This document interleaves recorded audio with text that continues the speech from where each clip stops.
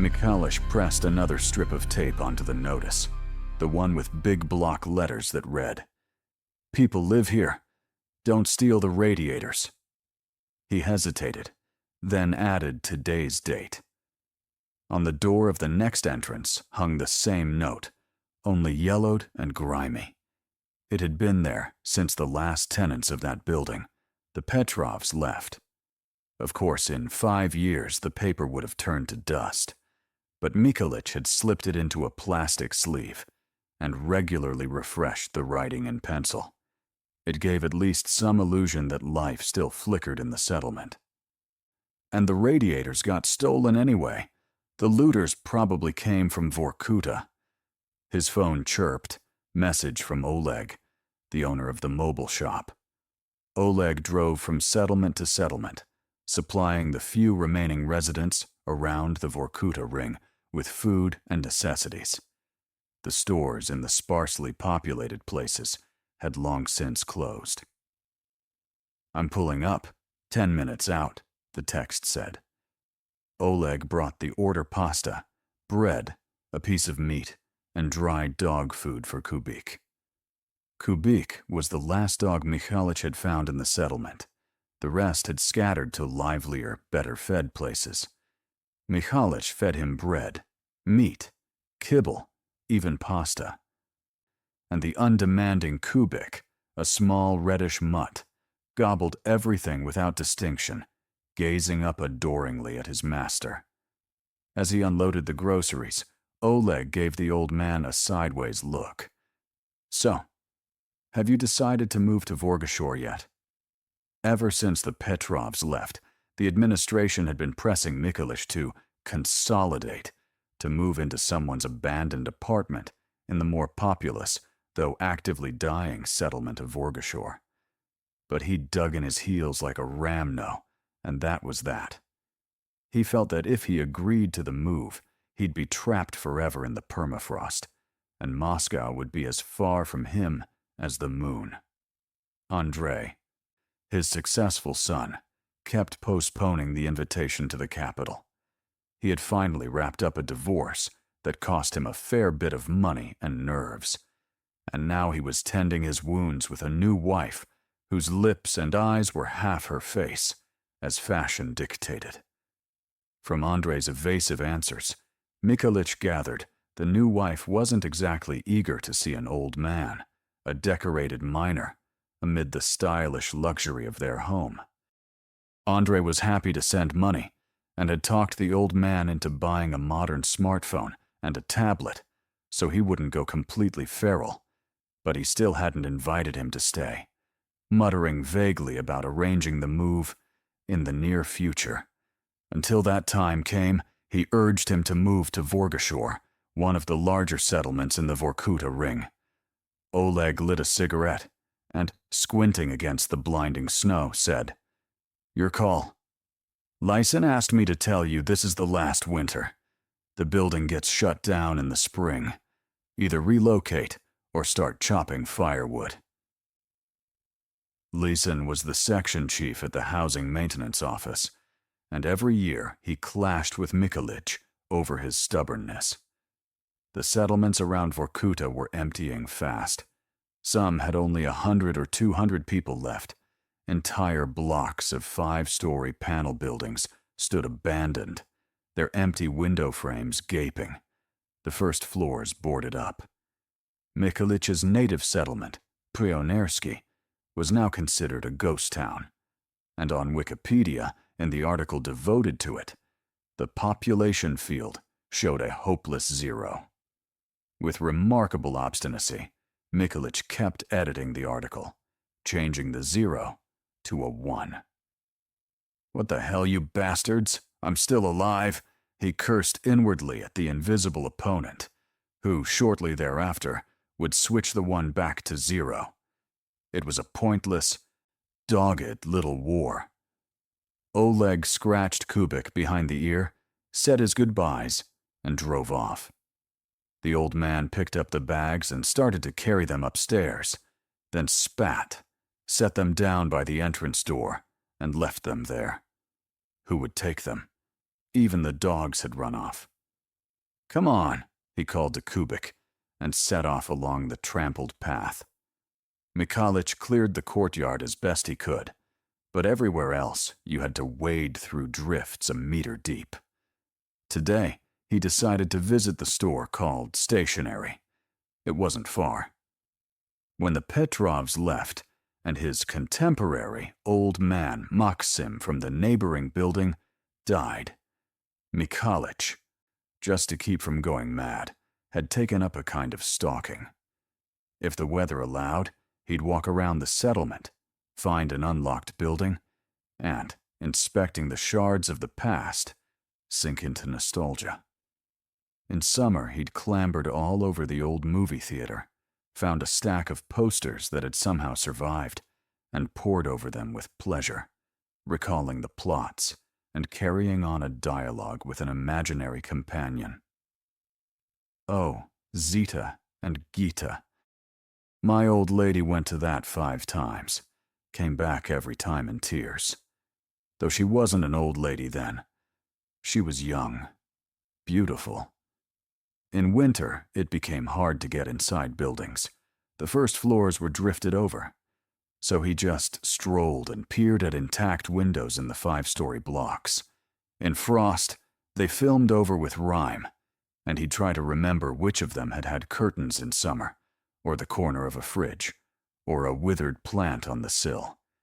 He decided to dig out the entrance to Stationery because the pencil he used to refresh the notice had worn down, and the idea of finding a Soviet-made pencil in an abandoned shop had lodged in his head. It had snowed only a little the night before, so he barely needed the shovel. Last time he dug out almost the whole doorway. The door gave way with effort. The lock, of course, was long gone, but the hinges were frozen solid. Inside it was like a refrigerator-thick frost coated the display cases and shelves. It had settled on the windows, leaving the place in a bluish dusk. Mihalik brushed the snow off the cases. The counters were bare. Maybe they cleared out the stock, he thought, disappointed. He went behind the counter and began sweeping everything with his mitten, peering at the shelf racks. Beside the register, he found a cup of pens, rummaged through it. Amid the plastic ballpoints, there was one pencil left, but to the touch, it was soft, and the graphite crumbled into dust. As people who live absolutely alone often do. The old man spoke to himself. See? They've ruined everything, the bastards. Used to be a big settlement here. 10,000 of us. There was a club, and a movie theater, and a good bathhouse. Damn it. The bathhouse is what I miss most. It's completely fallen apart. And the beer place around the corner, after a shift you'd sit with the guys, have a mug or two. And now what? They closed the mine ages ago. Now it's just blasting at the open pit, grubbing around like dung beetles. And everyone's scattered. Some went south, and some, like my Lita, went to the cemetery. And I'm a decorated miner. Got the pin to prove it. And what good is that? Hey, Kubik, don't stick your nose in there. Mihalik sighed and was about to leave when a bright spot on the floor caught his eye. Squinting short-sightedly, he bent over it and recoiled as if from a viper. There was a globe on the floor. Blue, brand new, it shone with multicolored continents, countries marked and labeled. Decay hadn't touched it. There wasn't a snowflake on it. He picked it up and read the price on the stand. 50 rubles. He looked at the map where Russia should be. The letters there read, USSR. This is some devilry? Why is it so clean? The pencil rotted away, he muttered. Kubik danced beside him, hopping to sniff whatever had captured his master's interest. The old man tucked the globe under his arm, grabbed his shovel by the door, and trudged home, puzzling over where the globe had come from. Looters could have left it to mock him. Every other person was a blogger or prankster these days. Once he'd gotten a tablet, He'd started watching YouTube by the handful and kept up with what the country was up to. He decided a couple of guys, seeing the hole he'd dug, had finished clearing the entrance and left the globe they'd brought along. Then they tossed some snow back, and the night wind dusted it over, hiding their work. People in other settlements knew he was holed up here alone, and the boys who cut radiators for scrap could have played a trick on him. They usually came in summer, but they might drop by in winter too, to spook the old man. "Little punks," hissed Mikulich. One of the buildings on the right had suffered especially badly over time. The roof had caved in, exposing the rafters. Almost all the windows had lost their glass. Mikulich hated looking that way. The 5-story block too vividly reminded him of loneliness and death. But he liked the culinary shop even with its windows boarded up. The old sign had survived, its lettering a graceful 1960s script. TV repair, though, had fared worse. Half the letters had fallen off. He hadn't had a TV for ages. First, the antenna on the roof got damaged. Then, as Oleg said, they switched everything to digital anyway. This time, TV repair looked off, and it took him a moment to see why. When he did, a clammy, cold sweat crept down his back. A red Soviet flag with hammer and sickle had been slotted into the mounting brackets at second-floor level.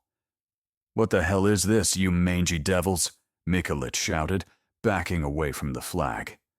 If this was looters, they were diabolically inventive. The snow beneath the mounting sparkled with untouched crust, and when he'd gone to the shop, there had definitely been no flag. Maybe his eyesight wasn't what it used to be, but not that bad. He circled the building. They might have hung the flag from a second-floor balcony, but they'd have had to get into the apartment.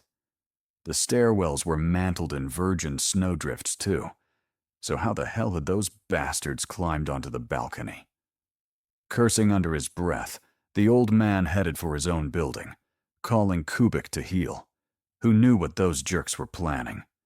To go to the trouble of hauling a flag and a globe into a dead settlement just to scare a lonely old man, imagine. But after all those years underground, scaring Mikulich wasn't easy. At home, he boiled pasta and a can of stew, ate and fed Kubik.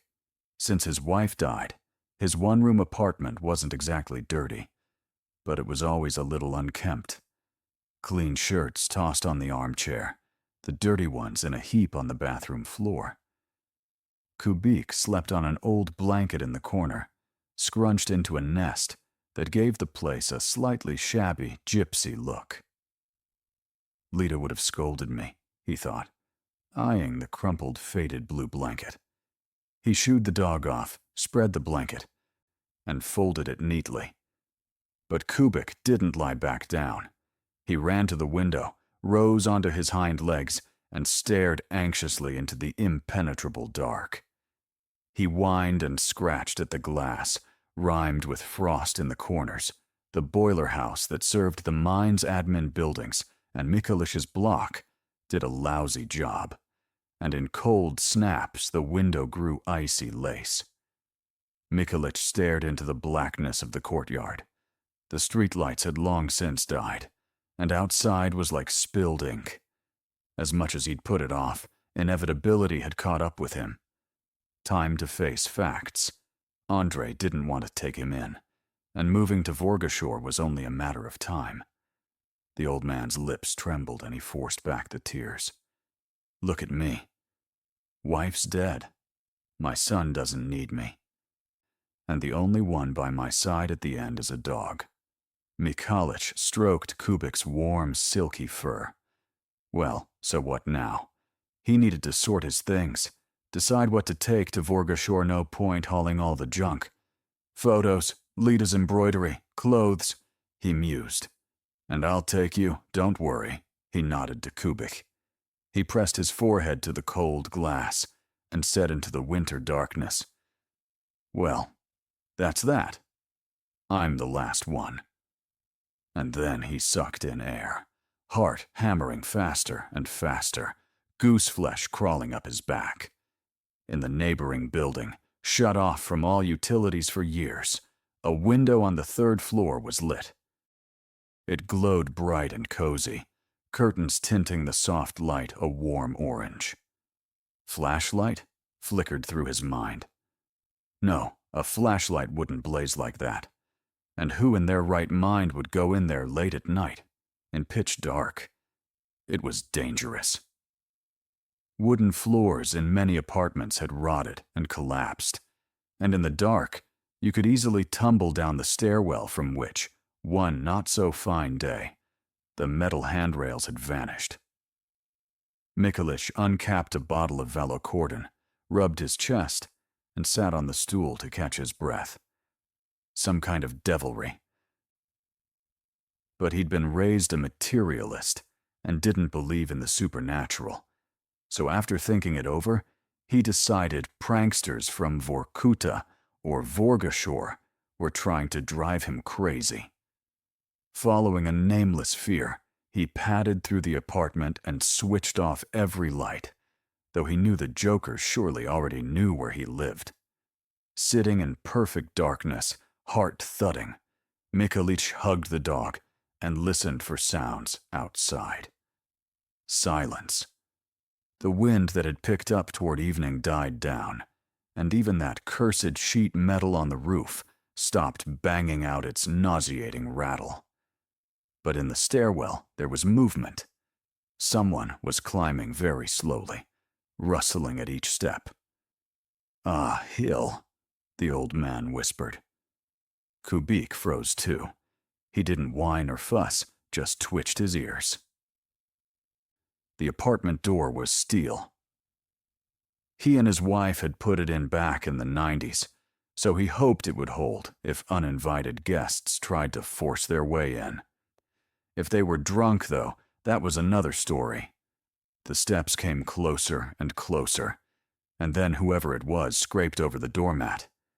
The old man heard a faint rustle against the steel. Whoever it was seemed to press up to the door.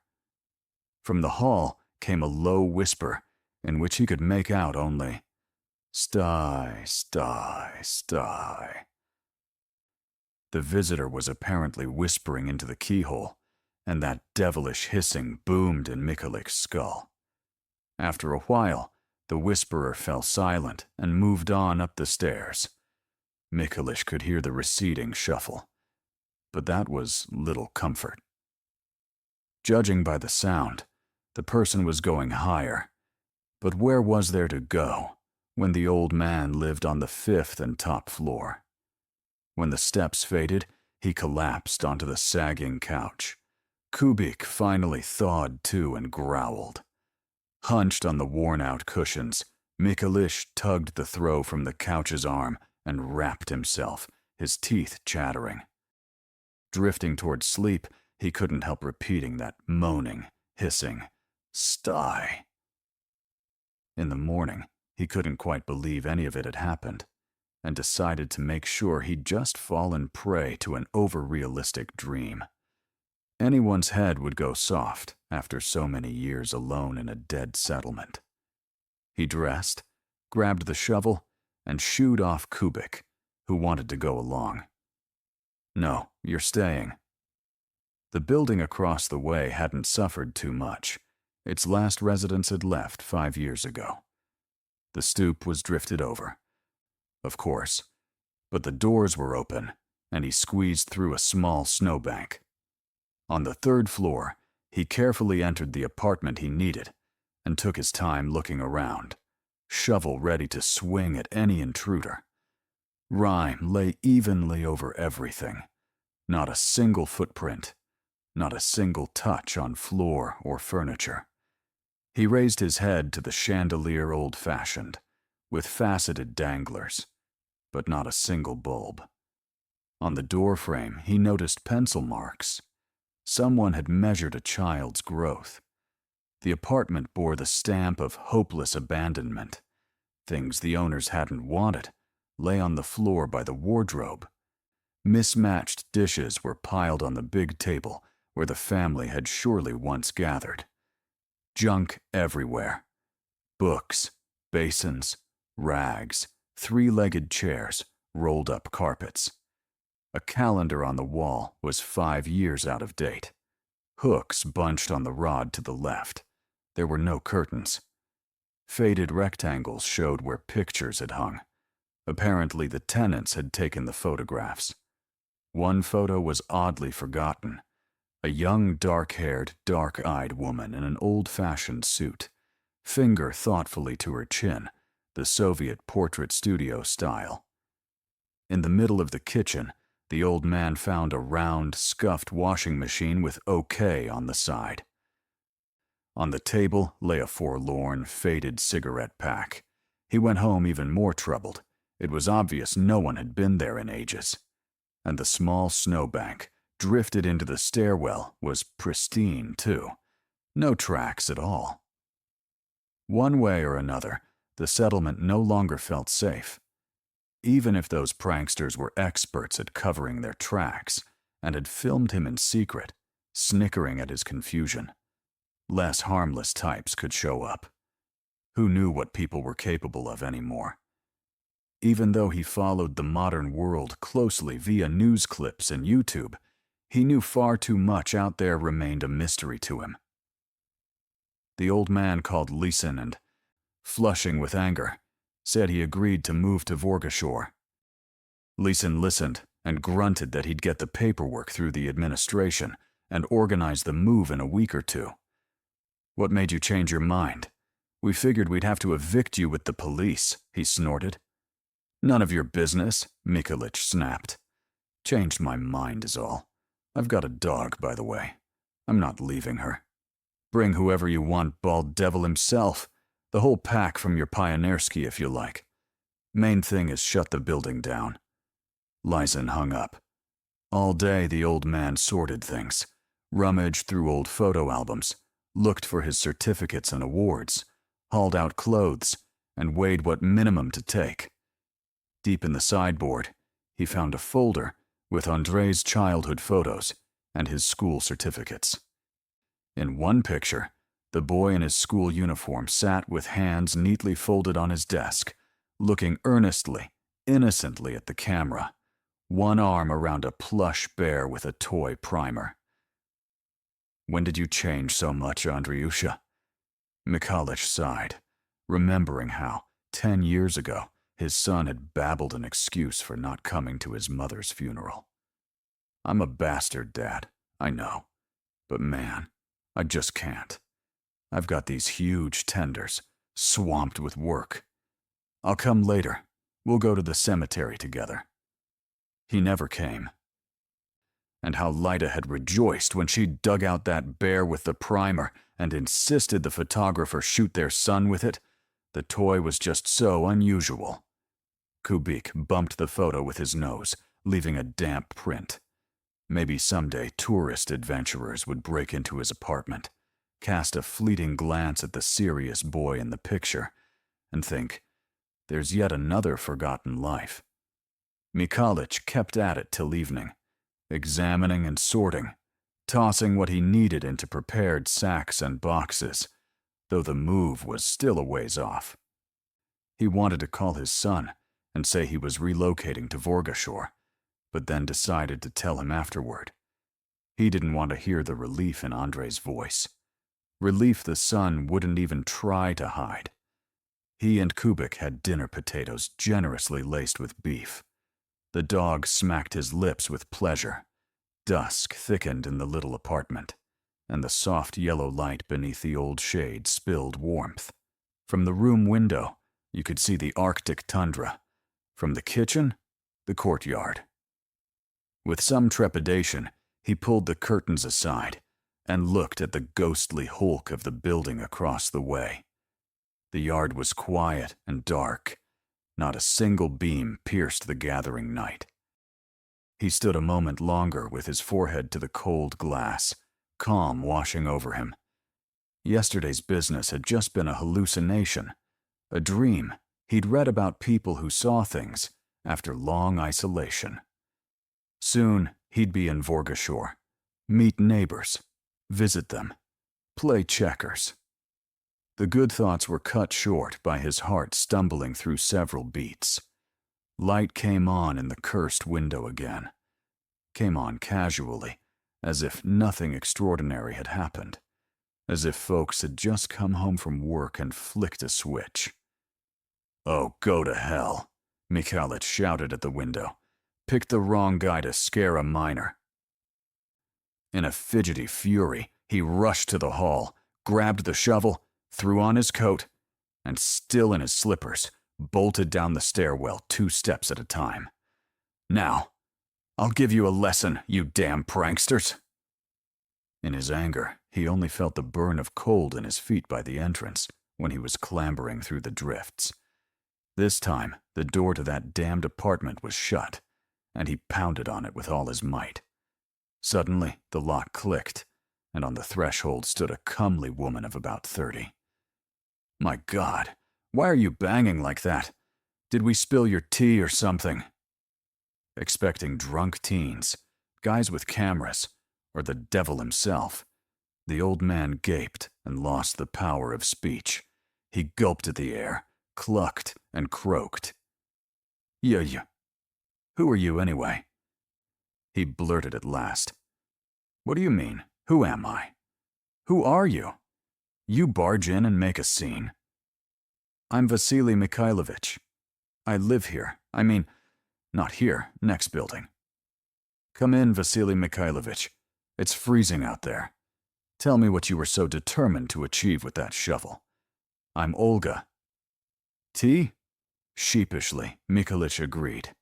In the kitchen, he studied his hostess, while she poured water into the teapot and stirred the dancing tea leaves. Dark hair, smoothly combed back, modest pearl earrings, almost black eyes. Olga was very easy on the eyes. The apartment showed no trace of abandonment. And in the window hung the very curtains he'd seen lit. Order and coziness were everywhere. In the cozy teapot doll, the neat, clearly homemade floral potholders. The Oka washer stood between 2 cabinets, its blue sides gleaming. "Do you live here alone? When did you come back?" he asked. "For now, yes. My husband's on assignment at another mine. He's an engineer. How are you even here? The building's shut off from everything. It was vacated 5 years ago. Everyone left." "Who left?" "Shut off from what?" "We had water trouble for a couple days. Then the housing office came and fixed it." A sense of madness washed over Mikhalich. Olga poured fragrant tea, spooned jam into a dish, set down a paper cone of lemon drops. He couldn't remember the last time he'd seen candy in a paper cone. Probably when Andrei was little. Olga smoothed a hand over her perfectly combed hair. "You're mistaken, Vasily Ivanovich. The building's fine. All the residents are here. Everyone stayed." As if to confirm her words, the sound of a radio drifted from the next apartment. Zikina's deep voice was singing, "From far away, for long, the Volga River flows." Mikhalich's heart plunged to his heels. So he had gone crazy after all those years of loneliness and talking to himself. Olga slid close and said intimately, "You'll stay, won't you? Stay with us." "What? Stay where? In Pionersky?" Olga gripped his wrist with unexpectedly strong fingers and repeated, louder, "You'll stay? You will stay?" Her voice rose until she was almost shouting, "You'll stay? You'll stay?" Mikhalich watched her fingers on his wrist turn translucent, slowly becoming perfectly transparent. The sunny yellow kitchen withered, wallpaper sloughed off, exposing gray slabs mottled with mold. The warm light vanished, and only a timely peek from the moon lit the abandoned flat. Horrified, Mikhalich looked around. The scabbed drum of the Oka still propped the rusty stove. Frost silvered the table. Ice glittered in the mug Olga had just filled with tea. The apartment was empty. The hair on his head prickling, he bolted. As he tore down the stairs, he smelled frying chicken. From the apartments came the sound of television, a baby's cry, the whine of a drill. The building lived and was dead at the same time. Bursting outside, he saw them. Ghosts of the past. Women, men, children, old folks, standing motionless in their old-fashioned clothes, beaver hats, heavy wool coats with big collars, children in rabbit fur jackets, cinched with their fathers' belts. The past had overtaken him. He recognized old man Maxim, the shop teacher from Andre's school, the doctor from the clinic. He saw Lita still young and beautiful, smiling at him, whispering, "Stay." Lost in time, they kept on living that old life. Cozy windows lit up in the buildings, the streets transformed. The old man saw the slogan, "To the builders of communism." On one building, flickered to life with floodlights. Friends, neighbors, shiftmates, they all took one another's hands and, moving slowly toward him, pleaded softly, "Stay, stay." The voices swelled, gathering into a wail. "Stay! Stay!" Mikulich edged back, his head pounded. Terror clamped down on his urge to run. Lida reached her hands out to him, rustling, "Stay! Stay!" A memory suddenly surfaced, he and his bride riding from the registry office in a truck. In newly built Pioneersky, the mud had been bottomless. In the bed, guests in their finery, laughed miners, his friends, and Lida's nurse friends from the hospital. Then the picture changed. The May Day parade snow still lay in the streets of the polar settlement, but the sun shone fiercely, and little Andre clutched a bunch of balloons while Lita carried carnations. Like a movie reel, another scene rose. The award ceremony in the still new, paint-scented House of Culture. Applause in the auditorium. The distinguished minor pin on his lapel. Mikulich took a step toward the howling crowd and reached for his wife's hand. He barely felt the freezing cold of her palm. What he did feel, for the first time in ages, was an immense, spreading happiness. An officer studied a photo he'd picked up from the floor. A serious boy looking straight into the camera, attentive and prim. "Oh, I had one of those bears with the primer. Czechoslovakia and my dad brought it from Moscow. Let's wrap it up, guys. Nothing to find. It's time to admit it." The second cop, a little older and stockier, took the photo, set it on the sideboard. "We've been searching a week, combed the whole building. No heat anywhere, just here. So he froze someplace. We'll find the body in spring, when the thaw sets in." Oleg, the mobile shop owner, had failed to reach Mikulich at the appointed time, got worried, and drove out to Pioneersky. He was afraid he'd find the old man's lifeless body sprawled on the floor, but in the unlocked apartment, he found only Kubik, barking himself hoarse. Oleg called the police, who spent a week sweeping the settlement, checking every ruin they could squeeze into. The old man had vanished, as if into thin air. They found slipper prints near the building across the way. They ended by the playground. "What? Did he fly up to heaven?" the officer lamented. "He walked like this. For some damn reason went up to an empty apartment on the 3rd floor. Wearing slippers, no less. Then he came down, made it to the playground, and disappeared. Disappeared. The tracks don't go anywhere." Sighing, Oleg, who'd been helping the officers, whistled to Kubik. "Come on, buddy." Kubik clambered onto the back seat and fixed a mournful gaze on the window. Oleg started the car, swept his eyes over the yard, and said quietly, "That's it. Population, 0. For real this time. Right, Mikulich?